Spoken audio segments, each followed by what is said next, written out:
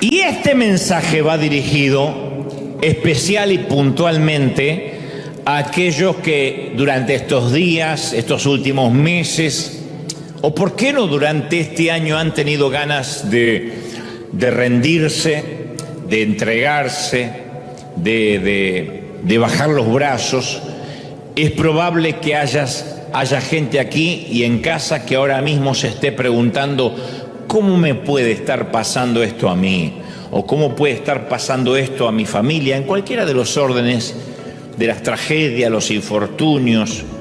Tu vida y la mía obviamente son distintas, como son distintas la vida de cada quien aquí, pero tenemos en común los abrumadores sentimientos que se producen con cosas como la traición, la adicción, la enfermedad mental, la división, las mentiras, el engaño, la tristeza, el desánimo, el temor, las batallas legales, la vergüenza, la culpa, la depresión, la opresión.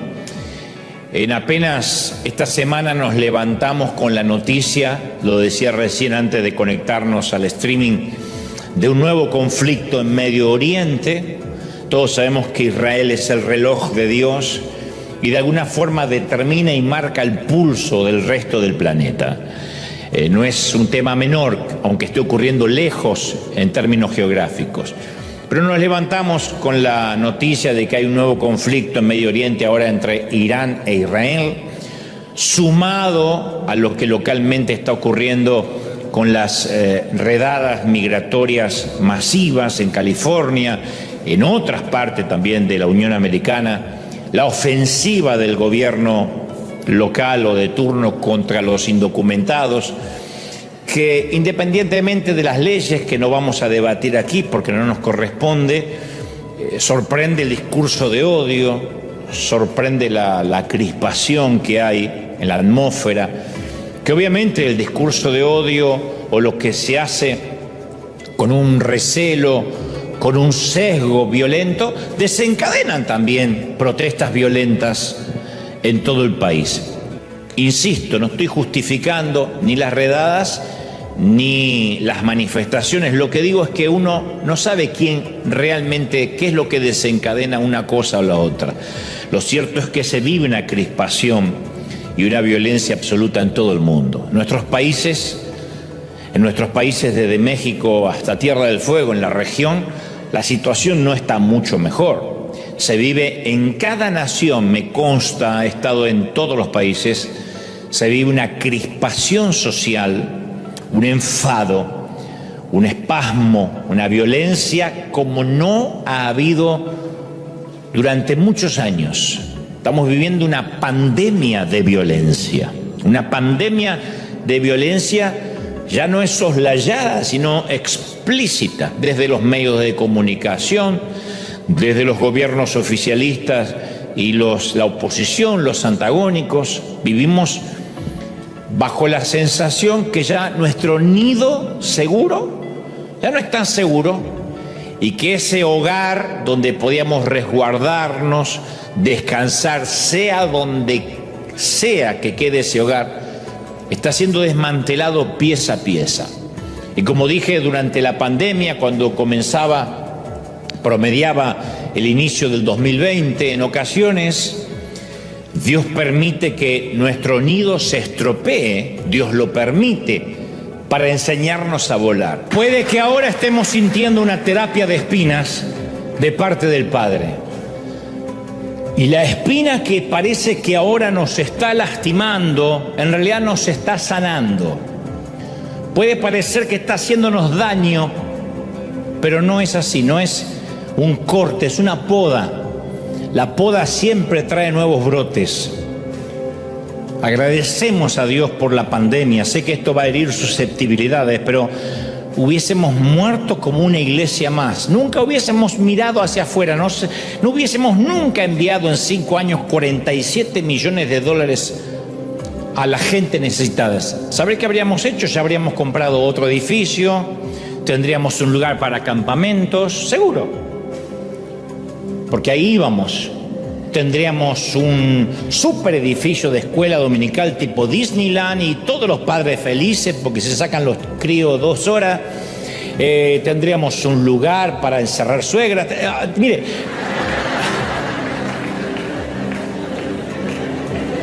hay recursos. Pero Dios nos sacudió el nido y dijo: necesito que alguien se ponga en la brecha, que alguien piense en los necesitados, en mis pequeñitos. Por eso hoy nuestros misioneros están ahora en África empezando un nuevo proyecto y nos damos cuenta que hay miles de proyectos para empezar. Entonces a veces el dolor es lo único que nos pone de rodillas. Qué feo que sea así, pero yo soy parte de eso, donde la espina es lo que nos pone de rodillas. Y un buen tratamiento de espina nos baja los humos, nos ubica los patitos desaliñados de la fila. Y cuando la espina duele mucho, he aprendido que lo mejor es dejar de luchar, rendirnos. Digámosles al Señor: Señor, yo llegué al final de mis recursos, de mis ideas, de mis fuerzas, de mi energía. Hasta acá llegué. Lo único que podemos decir: tu gracia me basta, tu perdón me basta. Y con el tiempo vamos a abrazar la realidad de que aun cuando la vida se pone difícil, Dios sigue siendo bueno, Él no cambia. Entonces no le vamos a temer a nada ni a nadie. Teme a Dios y no le temerás a nadie. Témele al hombre.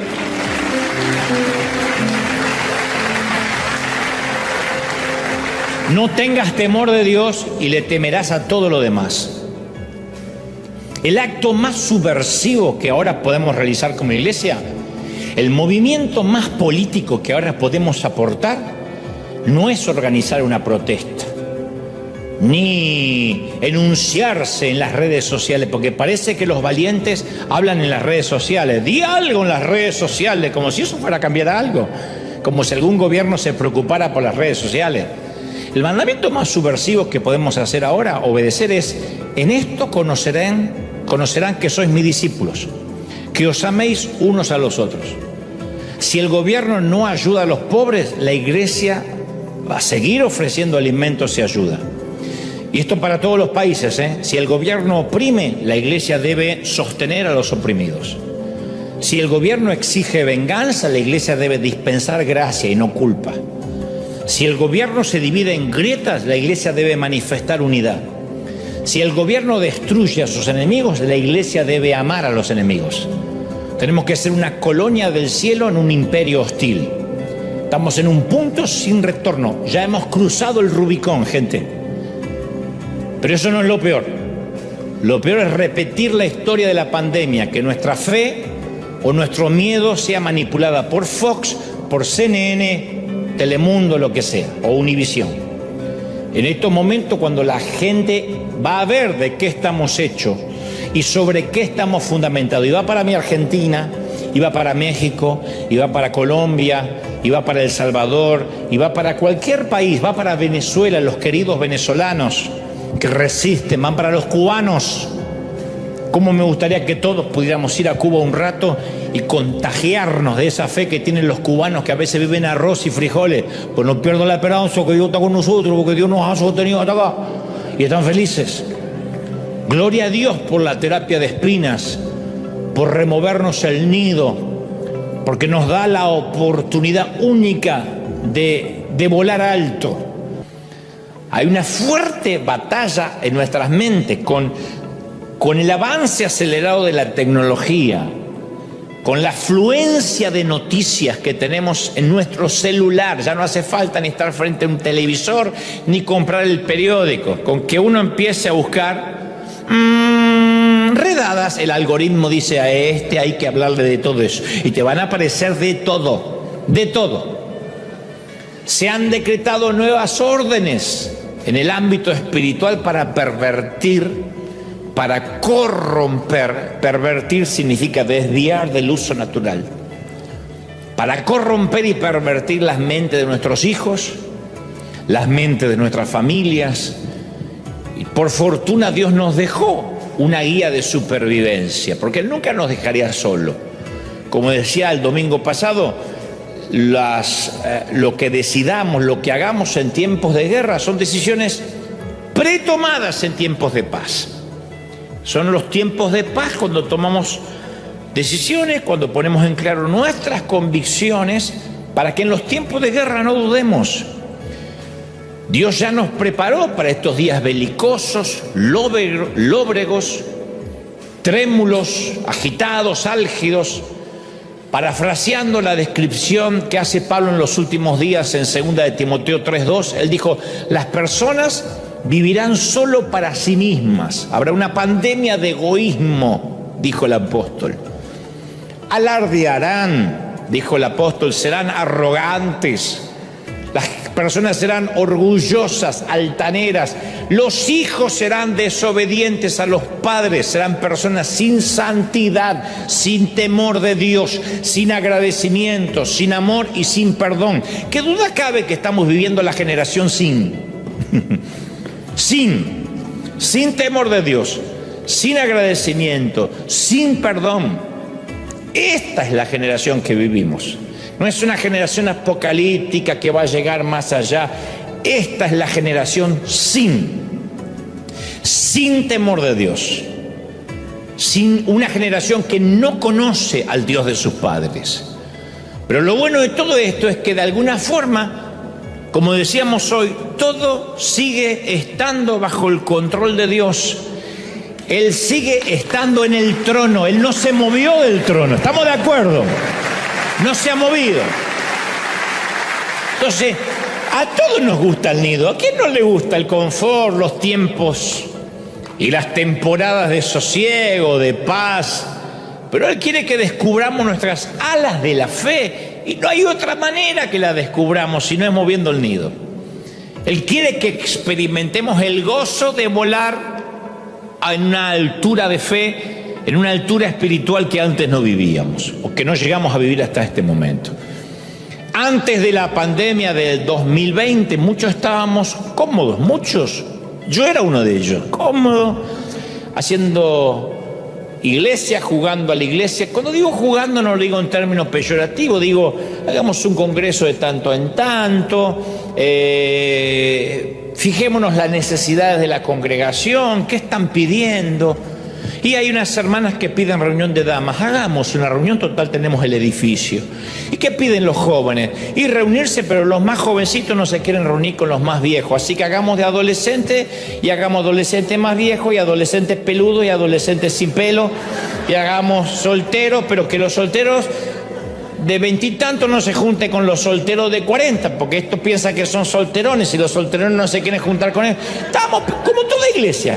Cuando uno se empieza a involucrar en los negocios internos de una congregación, nunca se nos hubiese ocurrido alimentar al mundo. No estaba, ayudar a África, y África está lejos. Y Cuba, ¿y qué tenemos que ver con Cuba? Que ayuden las iglesias de Miami, ayudamos en la otra punta, en la otra costa. Y México, y bueno, gracias a Dios, muchos ya pasaron para acá.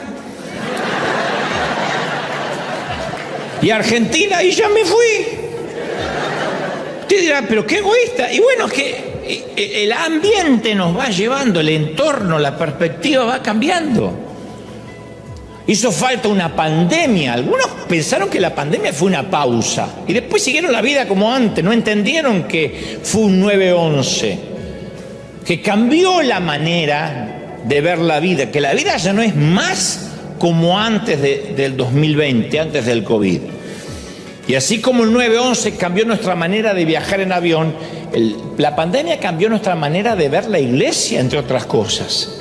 Las empresas cambiaron, las compañías entendieron de que ya no hacían falta oficinas necesariamente para todo, escritorios necesariamente para todos. Hay edificios que son fantasmas vacíos en Manhattan, porque todo el mundo descubrió que desde la casa podía ser más efectivo. El mundo cambió. Yo sé que las espinas del sufrimiento no son fáciles de abordar. De hecho, es posible que aquí, en casa, haya gente que experimentó profundidades de sufrimiento que yo jamás he conocido ni voy a vivir. Así que yo no te voy a dar la impresión de que soy el modelo a seguir de cómo atravesar el sufrimiento, porque no viví cosas duras como mucha gente. Yo sé que es más fácil predicar de este tema que vivirlo de una manera coherente. Pero sí creo que tenemos que encontrar el poder de Dios en nuestra debilidad. Tenemos que llegar a decir, en este momento lo único que necesito es la gracia de Dios. Yo confieso que he luchado y que todavía lucho con muchísimas espinas, las cuales no te voy a contar porque no te importa, son mías, con muchas debilidades, conscientes y muchas inconscientes, que Dios me va a ir revelando de a poco. Tengo dificultades, soy débil, soy vulnerable, sufro todos los ataques de cualquier mortal, y es por eso que aprecio la gracia como nadie. Es por eso que no me atrevo a juzgar a nadie, a condenar a nadie. No hay pecado que me asuste y que diga, wow, eso está por encima de lo que yo tolero. Yo sé que la gracia es abundante para cualquier tipo de pecado. Y cuando Pablo aceptó lo que Dios estaba haciendo, dijo, es por eso que yo me deleito en mis debilidades, me alegro por mis debilidades. ¿Quién se alegra por las debilidades? Pablo. Me alegro por los insultos, por las privaciones, me dijo, por las persecuciones, por las dificultades que sufro por Cristo. Porque cuando soy débil, Dios me dijo que entonces soy fuerte. Entonces los insultos no ofendieron a Pablo. Las dificultades no lo desanimaron. Las persecuciones no lo destrozaron. A Pablo no lo perseguía el ICE, no lo perseguía migraciones para deportarlo a su país. Él habría agradecido por algo tan trivial como eso. ¿Eso es lo peor? ¿Que me deporten a mi país? ¿Eso es lo peor? No, a Pablo lo perseguían para decapitarlo. No para que pierda papeles o para que pierda su estatus, para decapitarlo. Eso es una persecución. Y cuando Pablo estaba en su punto más débil, Dios estaba en él en su punto más fuerte. E insisto, aunque pareciera una frase resignada, es una frase que implica mucha fe, la dijimos aquí hace semanas por algo. Aunque el nuevo presidente en cualquiera de los países sea peor que el antiguo presidente, con todo yo confiaré en el Señor. Con todo. La confianza no tiene que ver con el gobierno. Aunque mañana me levante con la noticia que apareció una nueva pandemia que podría otra vez volver a matarme, con todo yo confiaré en el Señor. Aunque mañana sigan promoviendo leyes de odio y me discriminen por alguna condición en particular, con todo yo confiaré en el Señor mi Dios. Aunque me deporten y tenga que regresar de donde salí, con todo yo confiaré en mi Señor. Que pase lo que tenga que pasar, que yo en todo voy a confiar en mi Señor. Esa es la clase de declaración que Dios está pidiendo ahora. Ahora, puedo oír, porque para eso es el Espíritu Santo, para dar un discernimiento y poder oír. Yo puedo oír lo que algunos están diciendo. Claro, no te pones del lado de los hermanos latinoamericanos, seguramente porque tú tienes papeles, no te importa. No, yo lo que digo es que no importa, yo me puedo morir. Yo estoy viajando a Argentina todas las semanas, por ahí no me dejan entrar, qué sé yo. No es lo que quiero, pero con todo, yo me regocijaré en el Señor, porque entiendo que nada va a pasar sin que Dios lo permita. Hago mi mejor esfuerzo. Pero yo he entendido que si voy a rendir un examen y lo rindo bien, y sin embargo me dicen no sirve, atrás, eso es Dios, pues yo hice lo mejor. Pero también puedo rendirlo mal, y si Dios quiere, dice, adelante, pasó. He vivido eso cientos de veces. Cuando uno entiende realmente lo que es la soberanía de Dios, esto no significa, bueno, entonces no hago nada, total Dios se ocupa. No, uno hace su mejor esfuerzo, toma las medidas preventivas, todo lo que tiene que tomar, pero después, en el fondo, tiene que confiar en Dios. Si no, ¿en qué creemos? Es un chiste esto, es un mal chiste. ¿En qué creemos si cuando las cosas se ponen feas como el Señor dijo que se van a poner y van a empeorar, inmediatamente dudamos de la cobertura de Dios. O Dios nos trajo y nos sostiene, o Dios no nos trajo y no nos sostiene. Y si Dios no nos trajo, es una falacia permanecer donde Dios no nos trajo. Y si Dios nos trajo, no hay nada, no hay nadie que te pueda mover. Es Dios que nos sostiene. Uno tiene que caer en la moneda de eso. Es Dios quien nos sostiene, el Dios que nos trae. Entonces Dios permitió que nuestros nidos se estropearan con un propósito. Para que surgieran los verdaderos adoradores, para que la gente empezara a buscar a Dios por su propia cuenta y no repetir frases ridículas en los templos. Y Dios nos está permitiendo vivir esta época de historia profética otra vez, y hay que atravesarla, pero hay que atravesarla sin el estruendo de los noticieros, sin el estruendo de las redes sociales. Ellos no pueden regular nuestro estado de ánimo. Ni Fox, ni CNN, ni Telemundo, ni Univisión no pueden regular nuestro estado de ánimo. Nuestro ánimo está fundamentado sobre la roca. ¿Estamos de acuerdo? Sobre la roca que es Cristo. ¿Qué es lo peor que nos puede pasar? Que repitamos la misma historia de la pandemia. Que nuestras emociones dependan de las noticias, que el miedo y la fe esté regulado por lo que se dice. Porque en estos días difíciles, insisto, es cuando se ve si estamos fundamentados en arena movediza o sobre la roca firme. Ha pasado siempre. En la historia de las naciones se han desatado guerras literales, donde la iglesia ha tenido que sostenerse sobre la fe que se predicó en tiempos de paz. Hace unos días un periodista me preguntaba qué tiempos yo creía que estábamos viviendo a nivel global, ¿no? ¿Qué diagnóstico hacía de lo que nos pasaba? Yo no tengo el complejo mesiánico de decir yo tengo la verdad, pero le dije algo que leí que me pareció interesante. Le dije, yo estoy convencido que ya hemos cruzado como humanidad el Rubicón. En la antigua Roma, el Rubicón era un pequeño canal ubicado en el norte de Italia que marcaba la frontera de la propia Roma. Que un general cruzara esa frontera con su ejército significaba un acto de hostilidad, de hecho una guerra civil. De ahí se acuñó la frase militar cruzar el Rubicón, que es una frase que significa tomar una decisión irreversible, un punto de no retorno, un punto decisivo. El Rubicón es un pequeño río, un canal, que si se lo cruzaba en los tiempos de Roma era guerra. Se originó este evento histórico en donde Julio César cruzó el Rubicón con sus tropas, dando inicio a una guerra civil contra un tal Pompeyo en la antigua Roma. Y el mundo ya ha cruzado esa línea de no retorno. Pareciera como que evolucionó el mundo. Si uno mira, hace una mirada no finita, sino rápida, uno dice, pero no hemos evolucionado como sociedad. No evolucionamos, involucionamos. Escuchamos mucho acerca de la cultura de la cancelación, que antes no existía. La cultura de la cancelación es un fenómeno social donde cualquier individuo puede ser excluido, se le hace un boicot por acciones, por opiniones consideradas ofensivas a cierto colectivo e inaceptables para la comunidad. Y uno dice, bueno, evolucionamos porque ahora ya no se puede discriminar abiertamente.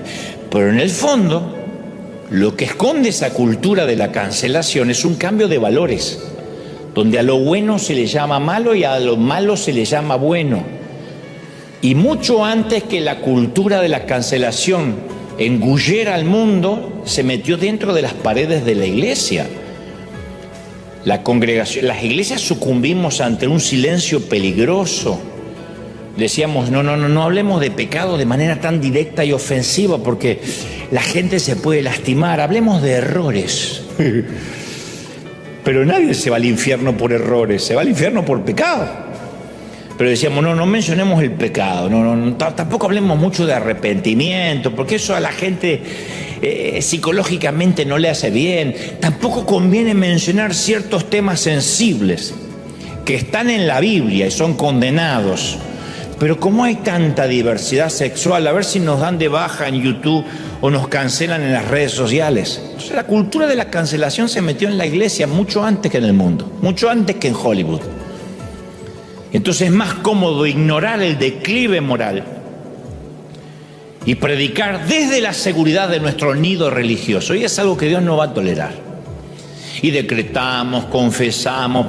Recorran los streaming cualquier día domingo, van a ver que en cualquier congregación se decreta, se confiesa, se proclama avivamiento, positivismo.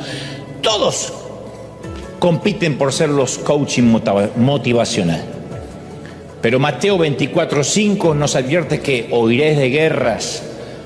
Van a escuchar de rumores de guerra. Si no hay guerra, son rumores. Y dice, mirad que no os turbéis, dijo el Señor. No se preocupen. Él ya habló de esto. Habló de guerras. Porque una cosa son redadas en el caso de Estados Unidos, otra cosa que te exploten bombas porque te las tira Rusia o China o quien sea. Y dice el Señor, es necesario que esto acontezca, pero aún no es el fin. Lo cual significa que esto no va a pasar después del fin, va a pasar antes del fin. Y se levantará nación contra nación y reino contra reino. Y habrá pestes, hambre y terremotos en diferentes lugares. Pero todo esto es el principio de dolores. Claro, uno lee esto y dice, wow, esto mejor que no lo digo el domingo, porque no, el domingo que viene no viene nadie. Porque es un mal reporte. Sin duda es un mal reporte. Pero después el Señor añade, y entonces será predicado este evangelio del reino en todo el mundo, porque la gente lo va a necesitar. El evangelio será predicado. Y el gran secreto no es construir una iglesia que se esconde detrás de un mensaje que dice, rechaza lo malo y se irá, proclama que se irá, porque después cuando no se va, cuando la enfermedad se queda, cuando nos rematan la casa, cuando viene un divorcio, empezamos a pensar que algo estamos haciendo mal, como digo siempre, el famoso algo habrás hecho. Lo cual a lo que nos pasa se le agrega la helada dosis de culpa. ¿Qué estoy haciendo mal para que Dios me castigue? No podemos construir una iglesia detrás del positivismo, sino que hay que predicar más que nunca que tenemos que estar edificados en los sólidos cimientos de la palabra de Dios. ¿La cosa se va a poner fea? Sí, pero benditos los que estamos fundamentados sobre la roca que es Cristo. Que estamos fundamentados en Él, ¿sí? Entonces, como cuando las crisis llegan a nuestra vida como si fuera una flota de excavadoras lista para demoler nuestras vidas, en lugar de aferrarnos al nido, a lo que tenemos, el nido puede tipificar nuestra cuenta bancaria, nuestra casita, los papeles que estamos tramitando, no sé, la seguridad que creemos que nos va a permitir ser feliz. En lugar de aferrarnos al nido, tenemos que aprovechar y decir, Señor, si esto se mueve, es porque quieres que huele alto. Por eso no podemos obviar que en las manos del gran médico, el dolor y las crisis siempre tienen un propósito, siempre. Como un bisturí en las manos de un cirujano que sabemos que no nos va a lastimar. Cuando Dios tiene un bisturí, es como un médico, es porque su propósito no es hacernos daño, sino ayudarnos a elevar nuestra fe. Y si estamos dispuestos a aprender, Dios nos moldea como si fuéramos blandos trozos de barro. Señor, úsame. Voy a confiar en ti, voy a ser prudente como ocurrió en la pandemia, pero yo voy a confiar en ti. Ahora, si nos resistimos, Dios no dice, bueno, te voy a dejar. No, nos tuerce como si fuéramos láminas de metal. Y si somos demasiado cabezones, nos cincela y nos esculpe como bloques duros de mármol. Pero en todos los casos, Él va a trabajar con nosotros. Nos ama demasiado para perdernos. Nos ama demasiado para olvidarnos. Entonces, al gran médico nunca se le acaban los tratamientos para nuestro carácter. Nunca. Cuando creemos que logramos el sueño americano y nuestro Dios es el crédito y nuestro Dios es el dólar, Él nos recuerda cuán indefensos somos. Cuando en nuestros países decimos por fin un gobierno de derecha, estaba harto de la izquierda, Dios demuestra cuán indefensos somos. Cuando dicen por fin un gobierno de izquierda, estamos hartos de la derecha, Dios demuestra cuán indefensos son. Porque la solución al mundo no lo tiene ni Milei, ni Trump, ni Bukele. La sigue teniendo el rey que está en el trono. ¿Sí o no? Para que confiemos en el verdadero Dios. Entonces nos enseña Dios la paciencia. ¿Cómo? Haciéndonos esperar por lo que queremos. Nos enseña la sabiduría, permitiéndonos fracasar, porque no hay nada que enseñe más que el propio error. Los errores de los demás no nos dan sabiduría. Nos dan tema para chumear, pero no nos dan sabiduría. Nos enseña la humildad bajo el estricto e infalible tratamiento de la terapia de espinas. Cuando la madre águila espera a sus crías, yo sé que la mayoría ha oído esta historia, prepara un gran nido en lo alto del borde del acantilado, lo construye con ramas gigantes y espinas afiladas. Luego lo llena de capas y capas de suaves plumas. Cuando el aguilucho ya tiene condiciones de valerse por sí mismo, la madre saca el nido de las plumas, saca del nido las plumas, saca el colchoncito confortable, de modo que solo quedan las espinas que incomodan a la criatura. Entonces el aguilucho ya no tiene confort y las espinas lo obligan a volar. Las águilas nunca apañan la dependencia. Escuchen, mamás. Tal vez hay que ponerle espinas en el colchón al nene. Pero las águilas no mantienen a hijos ociosos. O vuelan o vuelan. Entonces le quitan las plumas y cuando se ve que se pincha sale y pobrecito, como apenas sabe volar, se empieza a golpear, la agarra con el pico, lo vuelve a poner a intentarlo de vuelta. O vuelas o vuelas. Acá es una muerte segura, allá es una muerte probable.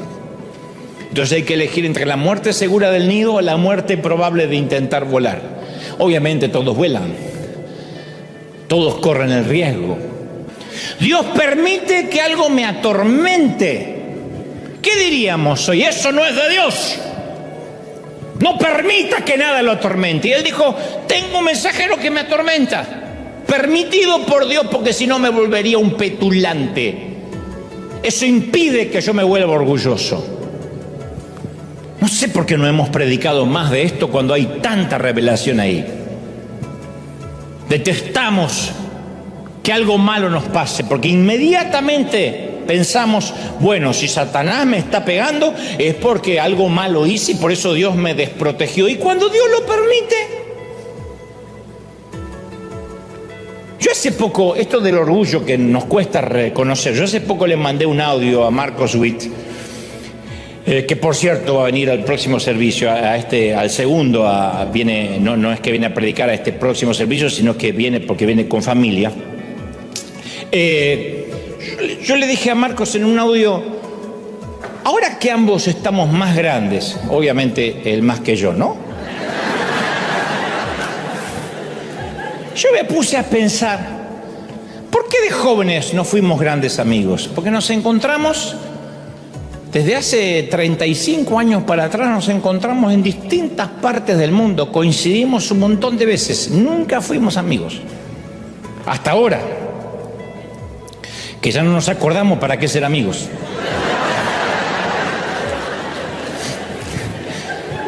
Y Marco me responde y me dice, es que recuerda, era el tiempo en que ambos queríamos conquistar al mundo. Pero cada uno por su lado, sin darle crédito a nadie. Y dije, tiene razón, éramos Pinky y Cerebro, pero peleados.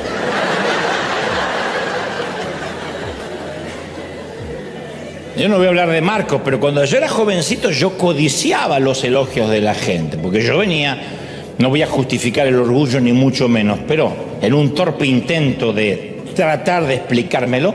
Yo venía de una infancia sin reconocimiento, sin validación. Y de pronto descubro toda la validación dentro de lo que hago. Entonces yo quería fabricarme oportunidades. Y todo lo que fabricamos con esfuerzo humano no viene con la garantía de Dios. Pero obviamente Dios comenzó a trabajar en mí para crucificar mis motivaciones. Si no, hoy sería un petulante insoportable. Y las crucificó a esas motivaciones de la única manera que puede hacerse una crucifixión. Una crucifixión al ego y al orgullo, con espinas, con clavos. Y en más de una ocasión yo pasé mucha vergüenza. Yo siempre agradezco a Dios el invento de YouTube y de los celulares mucho tiempo después que yo había empezado, porque no hay registros. El tema es que muchas veces Dios me hizo bajar humillado porque tenía que tratar conmigo. El tema es que cuando Dios empezó a filtrar mis motivaciones, dejé de estar buscando oportunidades y fue cuando las oportunidades empezaron a buscarme a mí. Pero para que eso pasara, tuvo que correr mucha agua bajo el puente. Ahora, ¿qué es esa espina de la cual habla Pablo? ¿Por qué Dios usaría este método para golpear el orgullo de Pablo? ¿Por qué un dolor tan devastador, tan implacable? A priori nadie interpreta que la espina de Pablo era una espina literal, no era una astilla, era una metáfora, una alegoría. Y son muchas las teorías de lo que bien pudo haber sido y muchas son creíbles. Yo nada más puedo mencionar algunas, pero algunos suponen o sugieren que la espina se refiere a la gama de sufrimientos que Pablo describió, que terminaba siendo una espina. Había soportado pruebas, palizas, encarcelamiento, noches en vela, abandonos, traiciones. Posiblemente él tenía esa seguidilla de cosas donde uno dice, pero todo lo que hago se me complica. Algunos comentaristas han pensado que no, que quizás Pablo luchaba con ciertas tentaciones sexuales, porque la vida célibe no suele ser fácil. Entonces posiblemente luchaba con alguna tentación sexual que no aparece de manera explícita. Algunos dicen, no, era el gran Pablo. Sí, pero era un hombre. Tal vez la espina fuera un impedimento físico, una desfiguración, una enfermedad crónica, migrañas severas, fiebres palúdicas, incluso un impedimento para hablar. Capaz que era un impedimento en la vista, muchos más coinciden con esto. En Gálatas 4:15 Pablo dice, estoy seguro de que ustedes, de haber sido posible, se hubiesen arrancado sus propios ojos para dármelos. Toda la pauta de que tal vez no veía bien. Y al final de esa carta comenta, fíjense con qué letras grandes estoy escribiendo estas palabras. ¿Será que tuvo que depender de secretarios, de escribas, para que le leyeran, le escribieran lo que apenas podía ver? Si Pablo hubiese tenido glaucoma o cataratas, eso explicaría mucho de sus problemas. Pero sin importar cuál era su espina, tenemos que imaginarnos a un Pablo distinto a como lo retrata la religión. Yo lo veo como un hombre encorvado, con los ojos clavados en el suelo la mayoría de las veces, aquejado por una dolencia física. Así me lo imagino y así lo retrataría si produjera una película sobre Pablo. Me lo imagino dictando las palabras de sus cartas y tal vez necesitaba hacer una pausa de tanto en tanto porque recuperaba fuerzas para poder seguir hablando. Porque no son las palabras de un teólogo empoderado que especula sobre el mundo exterior desde su silla mullida de su oficina cómoda. Sus palabras estaban forjadas sobre el yunque del dolor. Fueron escritas con tintas de sangre. Pablo nunca supo lo que era vivir en un nido cómodo, en el sueño americano, por ejemplo. ¿Y nosotros? ¿Con qué espina crónica estamos luchando? ¿Con qué dolor? ¿Estamos agobiados por un problema físico, mental, emocional? ¿Cuál es nuestra terapia de espinas que venimos orando y orando y orando? Y parece que Dios contesta todo menos esa espina. Lo cual grafica de que no es que Dios tiene algo contra nosotros, porque en otras cosas sí somos bendecidos, pero hay algo que Le hemos suplicado al Señor que lo quite. ¿Cuántas veces hemos rogado y negociado? Señor, si me lo quitas yo voy a poder, y te prometo, y si tú me das yo te doy. ¿Por qué tengo que convivir con esta debilidad? ¿Qué debilidad? ¿Con cuál debilidad estás luchando? Que vuelves y vuelves y vuelves. Nosotros somos muy discriminadores como evangélicos. Discriminamos al que piensa distinto, discriminamos al católico, discriminamos al testigo de Jehová, lo discriminamos, porque uno puede estar en las antípodas de la doctrina, pero nosotros discriminamos. Hubo gente escribiendo en las redes muy enojada porque a veces le amueblábamos una casa a una señora que tenía su virgencita allí en la esquina y le decían, ya que le llevan una nevera y un televisor, ¿por qué no le rompe la estatua ya que está? Porque, pobre señora, ¿qué tengo que ver yo con lo que ella cree? El Señor nos dijo que amemos y que hagamos el bien a los que piensan y creen lo mismo que nosotros. De hecho, nos instó y nos ordenó a amar al enemigo. Entonces Dios no solo le dice a Pablo no, sino que lo alienta. En 2 Corintios 12:9 dice, mi gracia es todo lo que necesitas, mi hijo. La gracia te basta. Mi poder actúa mejor sobre tu espina, sobre tu debilidad. Te voy a bendecir mejor con esa espina que si no la tuvieras. Mi gracia te basta. Y viendo los acontecimientos actuales, yo no tengo motivo para pensar que Dios dejó de utilizar la terapia de espina para tratar con la enfermedad del orgullo. El orgullo de los gringos, el orgullo de los hispanos, el orgullo de los mexicanos, de los argentinos, de los colombianos, de los salvadoreños. Todos en un momento nos pavoneamos.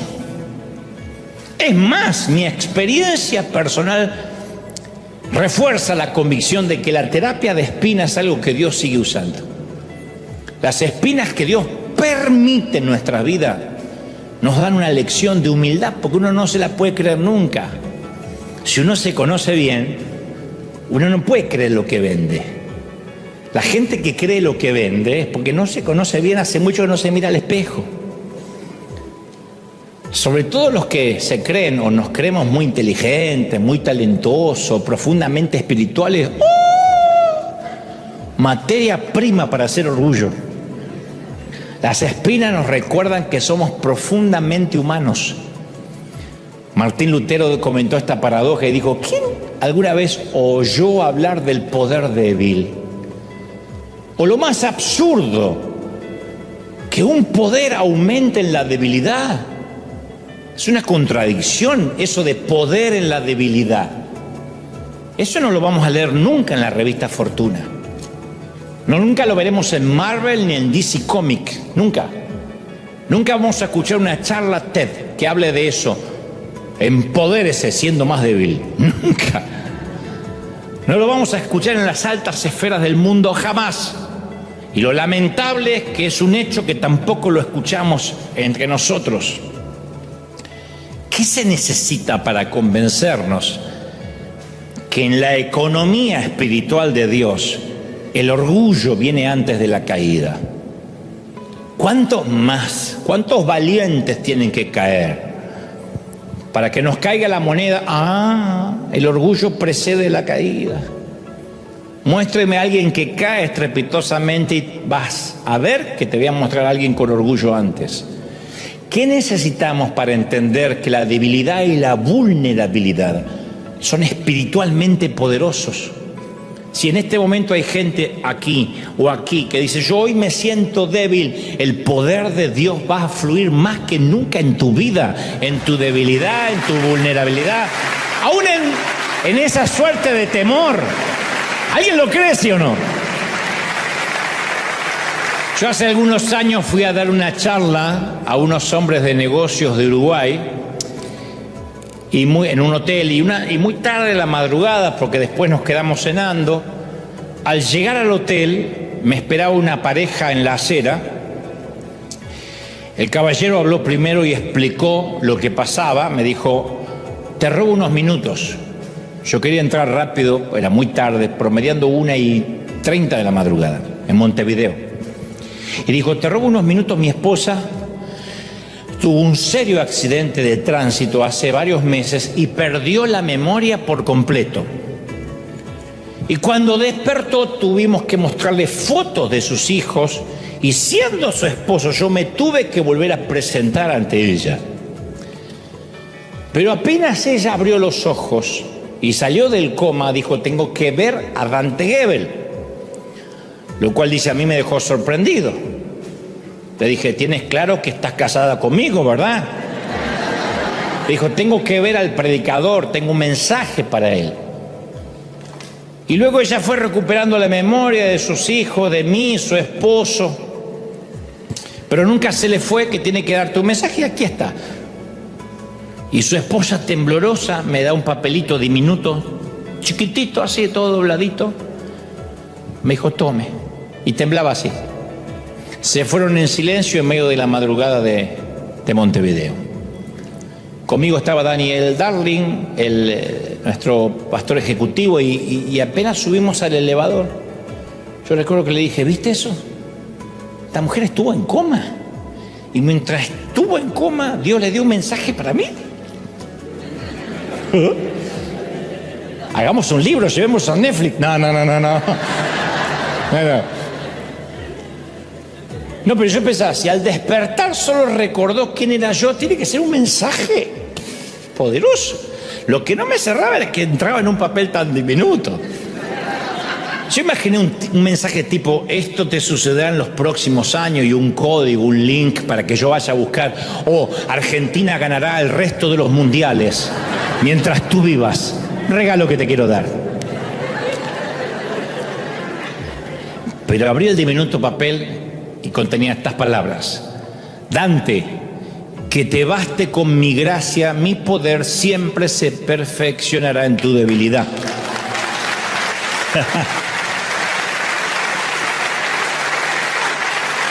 Yo no aplaudí.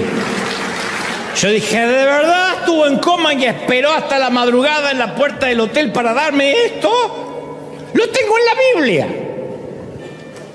Y para ese entonces no logré comprender la profundidad de estas palabras y por qué Dios me envió ese recordatorio.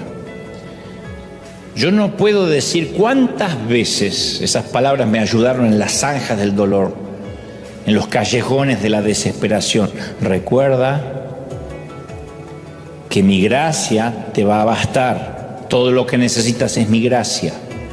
Mi gracia te baste. Es todo lo que te voy a dar día tras día. Y cuando no puedas más, vas a recibir fuerzas para ese día. Y te vas a ir a dormir y a descansar y como un celular enchufarte a la pared, a recuperar fuerzas. Y al día siguiente vendrás por un nuevo maná fresco. Y otra vez, fuerzas para un nuevo día. Un día a la vez, cantamos hoy aquí. Es lo que necesito de ti. Dame la fuerza para vivir un día a la vez. Te exaltamos, Señor. Te glorificamos. Clamamos. Todos. Te exaltamos, Rey. Todos levanten sus manos, todos clamen. Los que puedan orar, los que puedan decir, Señor, yo creo que algo nuevo empieza en mí a partir de ahora. Dulce Espíritu. Todos orando, todos. Iglesia amada, yo he hablado, como digo cada fin de semana, torpemente a nuestra mente, a tu mente, que es donde yo puedo llegar, pero sé que el Espíritu ha hablado a tu corazón. No hay palabras para reconfortarte. Son momentos difíciles, sí. Pero caramba, somos la generación que resistió una guerra bacteriológica. Siempre digo, y lo diré hasta el cansancio, hemos sobrevivido a una guerra superior a la Segunda Guerra Mundial y Primera, porque en ambas guerras solo estaba incluido una parte del mundo. Nunca una guerra involucró a todo el globo como la última pandemia. Una guerra que fue por nuestros hijos, por nuestros abuelos, por nuestros padres, que dejó entubados a nuestros seres queridos, que algunos los tuvimos que ver partir de jóvenes. Sobrevivimos. De verdad que nos van a asustar, nos van a amilanar, de verdad que nos van a hacer claudicar las leyes, las internas políticas. Nuestra salvación aquí en Estados Unidos no la tiene ni Trump ni tampoco Newsom. No la tienen los demócratas ni los republicanos, como en Argentina no la tienen ni los kirchneristas, ni los libertarios, ni los peronistas, ni los radicales que resisten. La solución siempre la ha tenido aquel que no se ha movido del trono. Y que diga cuando estas cosas, y nos recuerde cuando estas cosas sucedan, levantad los ojos al cielo y confiad, porque el Evangelio será predicado en todo el mundo. Habrá una necesidad, un hambre, correrán para escuchar palabra. Habrá hambre de pan en las casas que tengan pan. Dejarán de seguir a agoreros, a magos, a timadores de la fe y comenzarán a buscar palabra de Dios. Recorrerán las esquinas del mundo buscando palabra, buscando alimento. Benditos los que provean alimento, no solo para el cuerpo, sino para el espíritu. Seamos los graneros del mundo esta vez a nivel espiritual. Sostengamos, seamos la resistencia, basados en la roca. Y vivamos lo que todos, porque los vientos soplan para todos, las tormentas son iguales para todos. Pero se verá quién está fundamentado sobre arena y quién sobre roca.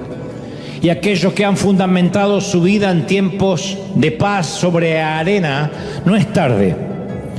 Si no, Dios no se tomaría el trabajo de hablarnos. Es tiempo de decir, Señor, cambia mis fundamentos. Ahora, ahora.